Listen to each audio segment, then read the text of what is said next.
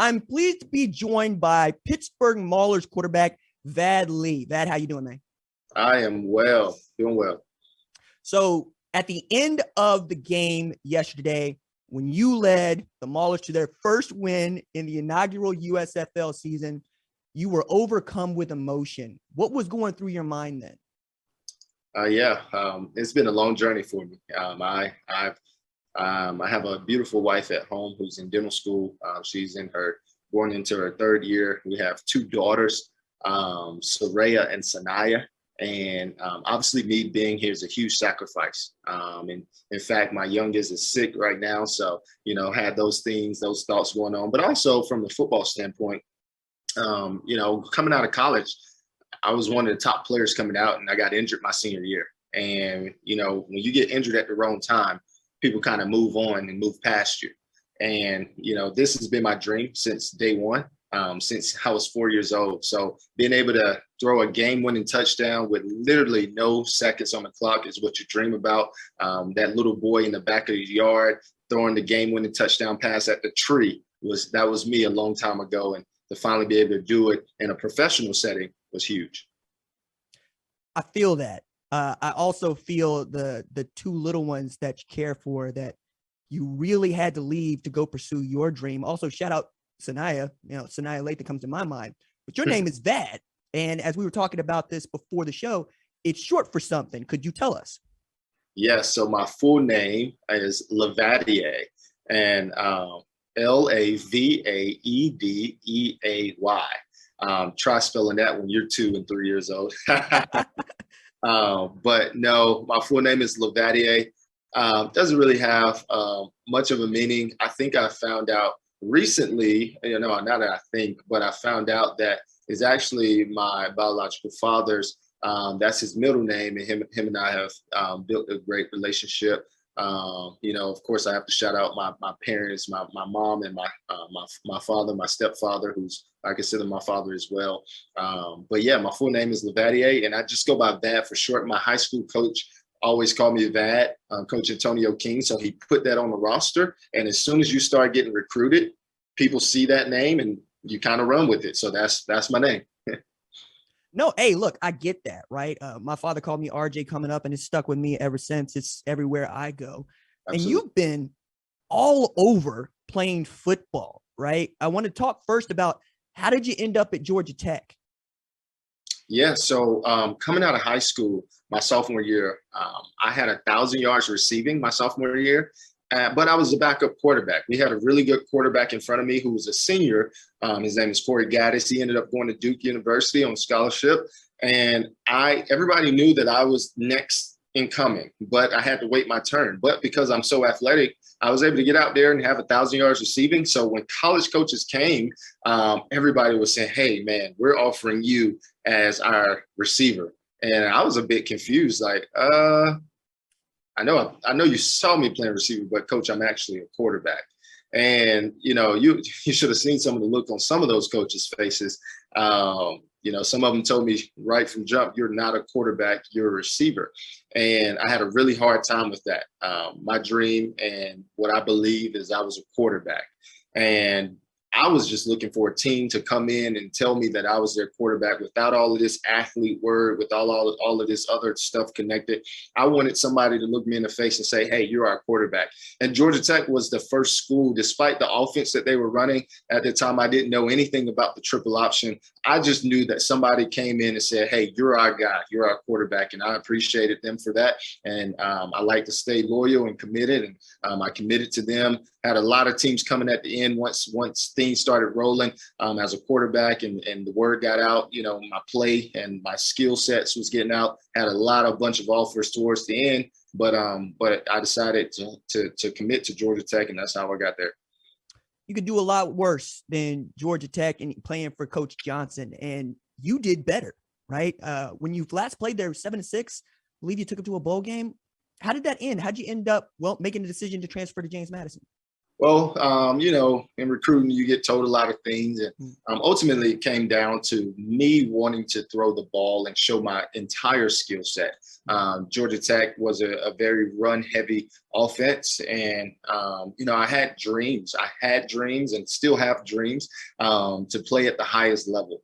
And for me, I knew that I needed to at least show them what I can do in a full, balanced offense. So I decided to go to James Madison, and I decided to transfer down. What some people would say is a step down. I had some of my teammates looking at me crazy. I was a starting quarterback in the ACC, and the starting quarterback decides to transfer down a level just so I can have 2 years to perform. Because if I would have went to another bigger school, I would have only had one. You had to sit out. I didn't graduate at the time. So I decided to go to James Madison to give me an opportunity to pass the ball a little bit more. And it was a step up for me. It was, some people see it as a step down, but it was an absolutely step up for me. I got to throw the ball probably 25, 30 times a game. And we played some D1 teams and beat some D1 teams while I was there. College Game Day, ESPN, all of those cool things that everybody dream about. It happened on that level. So I have a mantra that I go by: purpose over position, which is actually a book that I wrote. And that's a lot of that story I tell in there.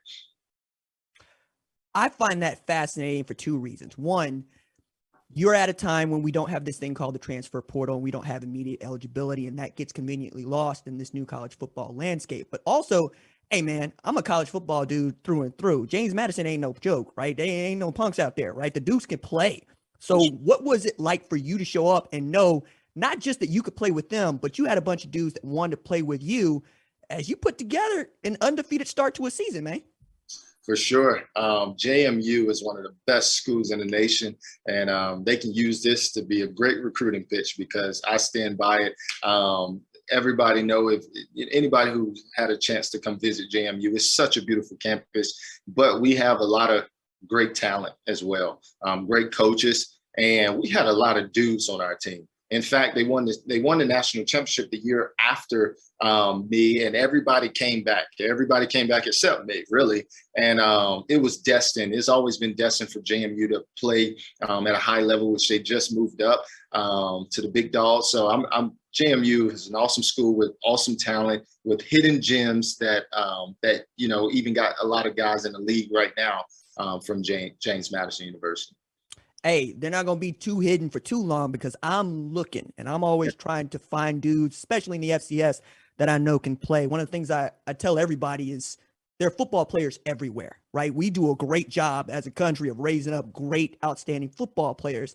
So much so that after stops at Your Call Football and the Canadian Football League, you got a phone call from, I assume, Chris Watts saying, do you want to come play quarterback for the Pittsburgh Maulers? How did that happen for you? Yes. Interesting story. The quarterback coach here, John Tomlinson, I got to give him big props, because I think he was probably the one that kind of stood on the table for me.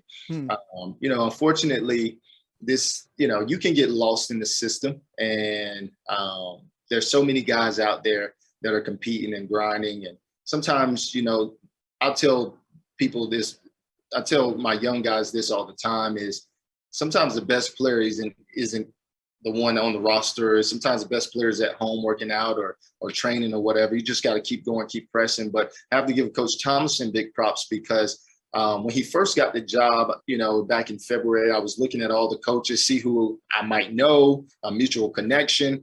And I was scrolling on Facebook, and I was scrolling, and I seen John Tomlinson name come up. And one of my old high school coaches responded or put a post out there of him and said, hey, this is really cool. One of my former high school coaches at Hillside High School in Durham, North Carolina. Well, I played at Hillside High School in Durham, North Carolina, but this coach, Coach Tomlinson, coached there in the 90s. And I'm like, wow, that's a special connection. And so I reached out to my high school coach, Torian, and I said, hey, man, make this connection for me. And he was like, man, we already talked about you. So that was really cool. And Coach Thompson and I think right then. He kind of knew my name. We never really connected, but I think he kind of knew my name. I was on a list or something. And when this opportunity came, I think Coach Kirby Wilson, he wanted a more mobile quarterback, a dual threat guy. And my name came up. So I'm extremely blessed and honored that they sent me the call. No, that's what's up. And to see how you took to it, right? You come in the second quarter and you are telling Coach Wilson, hey, this is what I want to do. This is how I want to go about doing this. And you're taking some shots, throwing the ball around. I was looking at the way that Pittsburgh is going about making some offensive changes, and I saw some similarities to what the New Jersey Generals are doing. One of those things being in someone like you who could extend plays with his legs. But you also got some outstanding wide receivers out there. I want to know, what was it like for you to know that Bailey Gaither and Trey Walker in particular are going to catch anything you put around them? Yes. We really have to give a huge shout out to the receivers. Hardaway, Bailey, and Trey. We had 3 receivers going into that game. They had no subs. I don't know if that got out there, but we had 3 receivers. And one time, Trey, I think it was on the first drive with Kyle, and Trey caught a couple passes and he tapped his helmet for a sub. Well, we didn't have any subs. In fact, maybe I would have had to put my receiver jersey on sophomore year and get back out there. But they played extremely hard. They never pouted, never doubted. They made some huge plays. And Bailey, I mean, man, just unbelievable, right? Being able to put the ball up and knowing that he's going to come down with it is a huge advantage for your quarterback and confidence, and especially a new guy like myself. Thanks for watching this video, and remember, hit that subscribe button so you don't miss any other videos on the #1 Ranked Show YouTube channel.